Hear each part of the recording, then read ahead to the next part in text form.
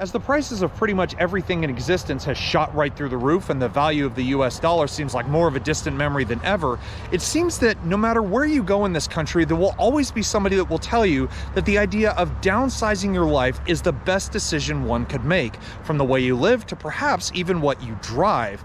Now, here in 2024, buying a small car is not necessarily the worst idea you could have. 9 times out of 10, they're very practical, economical, nimble, and even the pickiest buyers will appreciate that most of them, even in their most basic form, will still be filled with all the creature comforts one could want. But just like the price of groceries, even these little guys have succumbed to the idea of inflation. So are these slightly higher priced small cars still worth it? This one seems to think so.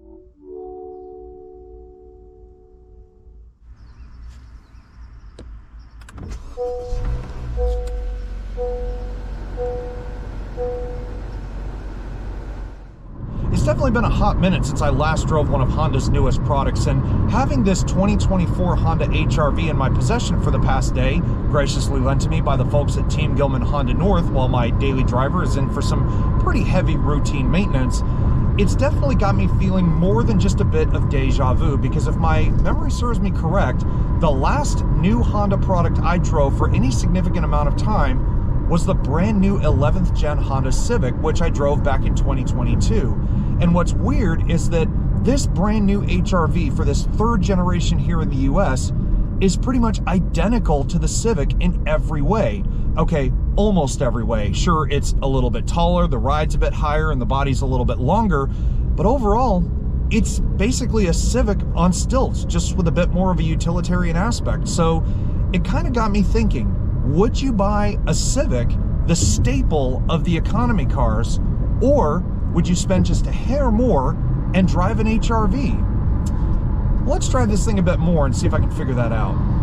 Well, I think we need to start with the financial aspect of everything, because as this LX 2-wheel drive model sits, it costs just a fraction over $25,000, which sounds still like a lot of money in today's book, but to me, $25,000 is the new 20 grand. I mean, the price of the dollar has just gone insane, but I'm not here to talk about politics. But if you are thinking about the economy, well, fuel economy should be on your mind, and the HR-V is still doing pretty good for itself, despite not quite having as good a fuel economy as the prior generation that we got here in the States a few years ago. The old one got up to 35 miles to the gallon on the highway. This only manages 32 miles per gallon on the highway. I only put that down to the fact that the engine is 0.2 liters bigger than the old one, but all the same, the ride quality is fantastic. The sound insulation and, road noise could use a little bit of work. It is a little bit noisier in here than I'd like. But let's go to the fact that this car, at least the one I'm driving, is the lowest end of the HR-V family. So you're spending 25 grand to get the bare minimum of what the HR-V has to offer. But I gotta tell you, it really doesn't feel like anything boring. It doesn't feel bland. It doesn't feel humdrum or lackluster, whatever term you want to throw at it. It feels like a very well-built car just cruising down the road. The suspension is nice and comfortable. These cloth seats are just a joy to sit on. They don't feel hard. They don't feel firm. I feel like I could do 1,000 miles in this car, with breaks in between, obviously. But nonetheless, though, if you are really thinking about buying a smaller crossover like this, I would honestly say the money is definitely the proof. I'll tell you what's the most intriguing part about this whole thing is how different the personality can change with just one flick of a switch. Now, this car does have 4 different drive modes, but one of them is not quite where you would expect. I have economy and normal mode, and even snow mode, which is kind of pointless in a 2-wheel drive crossover, through the drive mode selector in the middle. But if I go down to the gear selector, there's a little S down there. I can drop this thing into sport mode, and while it does pick up the pace a little bit, it doesn't necessarily feel like it makes the biggest difference in the world. You just drop it down and I mean, she'll pick up her feet and go. She really needs to do it. But honestly, I would just put this thing in drive and just cruise. I mean, I'm getting over 30 miles to the gallon right now. I'm just in total comfort. And I guess really the only option I would select on a car like this, aside from, you know, bigger screens, heated seats, all that stuff that most people would want when paying such a price tag, is a power driver's seat. I am a little bit more of a taller person. I'm more leg than torso. So things like a little more support under my legs would be good. But other than that, I can't really complain about this car too much.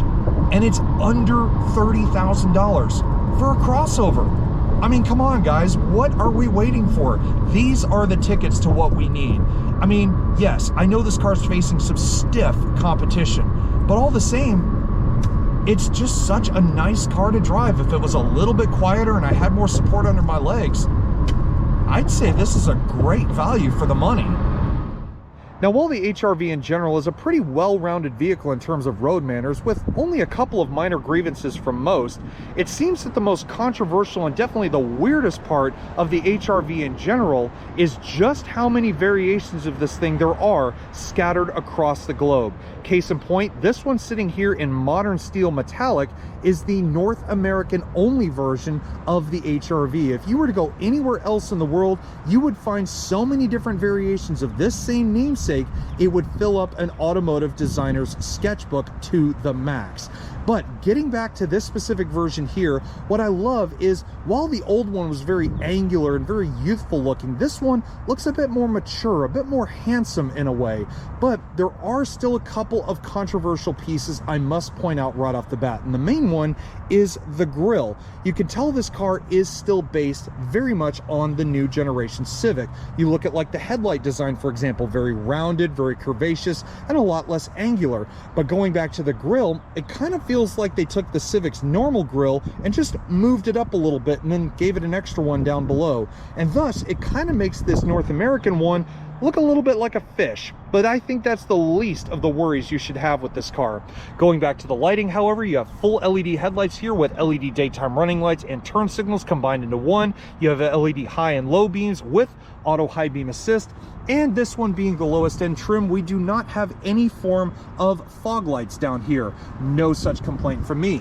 You have little air skirts going through the front corners, and festooned within this entire front end is just part of a full Honda safety sense system with things like adaptive radar cruise control, forward collision warning, lane keep assist, and so on. And all of this is put in a car that's under 25 grand.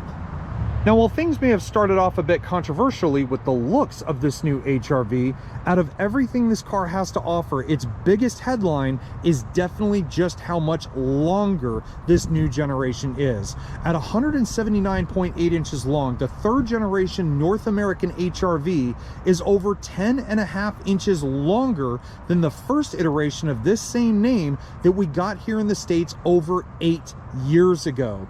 Now, while the length has definitely grown in an exponential amount, you can still tell we are dealing with the base model here by these 17-inch bright silver aluminum alloy wheels, which I'm not necessarily complaining about here, even though they are wrapped in 215/60 series hand-cooked tires, which does mean you have quite a bit of meat wrapped around these wheels. There are two things I must say. They look very good for a base model wheel, and I'm so happy that even in base trim, this car is not riding around on steel wheels with knockoff hubcaps. Now, buying the base model of anything doesn't necessarily mean you don't get anything for your nearly $25,000, perhaps over that, but it does mean you are missing certain features, as is demonstrated here on the side view mirrors. You notice this little indentation here in the middle. Normally on higher end models, that has an LED turn signal in it. If you look at the mirror glass itself, on this car, it does not have any form of a blind spot indicator. Again, this car does not come with that unless equipped as an optional extra. You want things like a sunroof? Well, you better pay up if you're going to get one of those. But I think what's the weirdest part about getting into this car, at least, is while I have the same keyless access fob that I might find on a new generation Civic or some of Honda's other new cars, it does not work in the same way you might think. You walk up and there are no touch points for locking or unlocking this car. You have to do it all through the keyless remote. So you have lock, unlock, trunk, panic, and the releasable key blade that comes out of the bottom. And well, you guess how to lock and unlock the car. And as if to prove any other points about the fact that this new HRV is heavily based on the newest generation Civic, then one look at its rear end finally drives that point home. Now, I will say that the back end is not very bulbousy for this new design, but you can definitely see that new Civic DNA going on here with these beautiful taillights. I love how they look, even here on the base model, fully blacked out and all LED. So you have your LED main lights, reverse lights, your turn signals are hidden way up here at the top. And other than that, there's really not a whole lot going on back here that is worth mentioning. However, that all changes once you unlock it and open what I would say is a pretty decent size hatch. And once you look in there, one might also say that is a very decent amount of space going on here in the back. And for a subcompact car on paper, it definitely seems like it. 24.4 cubic feet of usable cargo space behind the rear seats. Now, if you were to fold those down, that is where this new generation actually loses out to the prior North American version. The old one had 58.8 cubic feet of cargo volume. This new one, 55.1. So you lose a couple cubic feet, but I really don't think that makes too much of a difference, considering that for the size of the car, again, it is still a very practical crossover.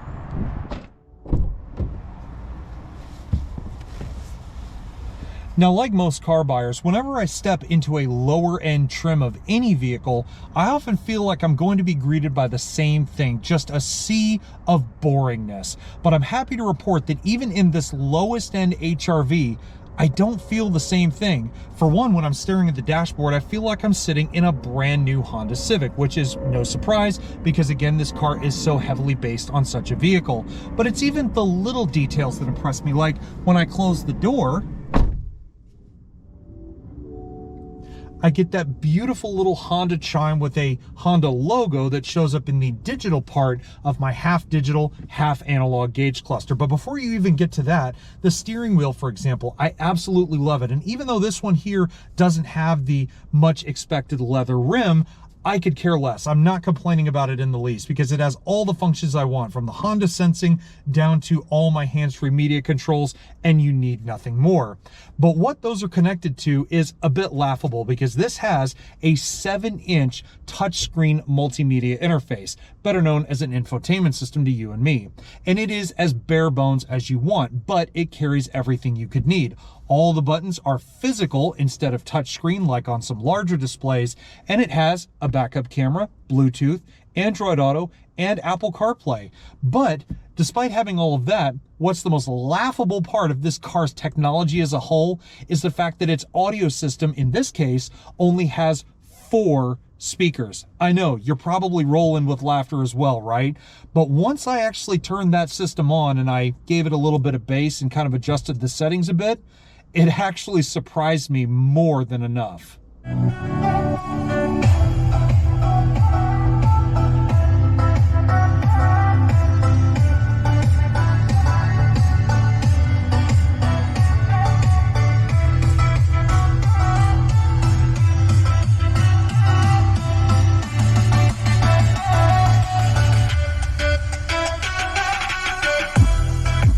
Now, the sound system and the technology side of things may be a laughingstock to some, but everything else in here, again, it's everything you need, nothing that you don't. And the way it's presented, I just love. From your climate modes to your fan speed, temperature controls for the single zone system with your physical buttons in the middle, down to just how much storage you have in this car. You have a storage area up here with 1 USB. You have 2 cup holders big enough for a pretty sizable bottle. You even have a little floating section here underneath the center console, big enough to store your key, for example. And even then, it is finished off by a very deep center console. You can see just how deep that is, and my hand is all the way at the bottom. But nonetheless, in between all of that, the shifter, I love the position of it. It's nice and level with my arm as I'm resting it here on the center console. Again, it's connected to a CVT, but I really don't care. Then again, you have your drive modes, hill descent control, your brake hold, and really that's about it. I mean, what more could you ask for in here?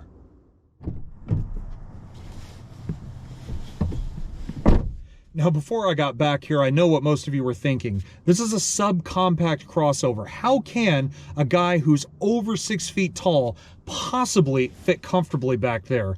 But you guys are seeing it, and I'm telling you, the proof is right here. Look how much legroom I have. This is my driver's seat where I'm sitting, again, as an over 6 foot tall gentleman. And I mean, this is the most room I've ever had in the back of any subcompact crossover. And the same goes for my head. I have so much room up here, not only to think for myself, but also just for my head to move around a bit.